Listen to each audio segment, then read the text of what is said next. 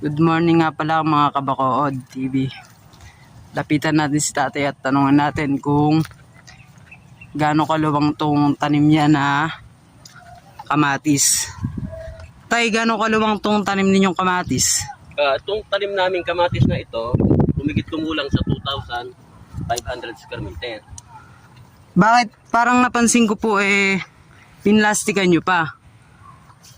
Samantalang pwede naman po natin na hindi na lang. Ano po ba yung pinagkaiba nung may plastic at wala? Sa aking pag-aaral, sa aking karanasan, sa mga napagdaan akong pagtatanim,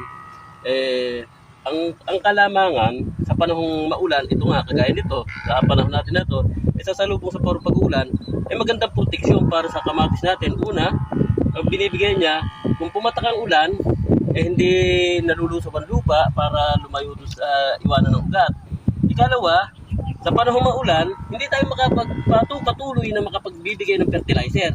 Samantalang kung may plastic, pwede na natin ibigay yung sapat na pagkain para sa kanya. Isama na natin siya ron, yung kumpletong nutrients na dapat niyang kailanganin, no? Para yun yung akin na naisip at ito na nga yung aking apply. Ito naman, kaya na makapagsasabi yung naging pruweba. Tay, parang napansin ko, bakit yung mga damo inilagay nyo pa dito sa puno ng kamatis? Pwede naman sana nating ilabas para hindi na siya makakakon sa kamatis. Ayun, maganda ang naging tanong mo na yan. Sa mga nagdaang araw kasi, noong una, ganun ang aking ginagawa. Kaya lang, ang napansin ko, sa panahon natin ito, masyadong lakas ng ulan na binibigay. Halos tinaguyod nga tayo ng ulan.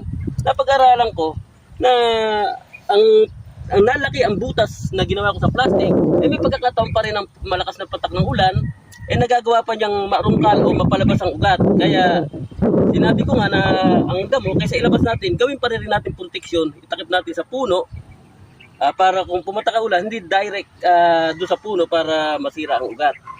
Ayun naman, pinag-aralan ko hanggang 3 araw, kung ito ka ako yung makasasama, hindi naman. Dahil sa baka ako makakuha ng bakterya sa damo kung panahong siya mabulok, patuloy naman na naging pagkulat. Kaya patuloy namin ginawa. Ito na nga naging pruweba ng aming kamatis. So tingnan nyo po mga Kabacood, tingnan nyo po ang ginawa ni tatay. Naglagay siya ng damo.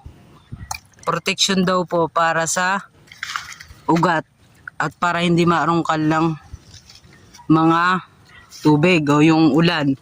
Gaya nga po nitong nakarang araw maulan. Tay, matanong ko lang, gano'n na ba edad nitong halaman na to mula nung tinanim nyo?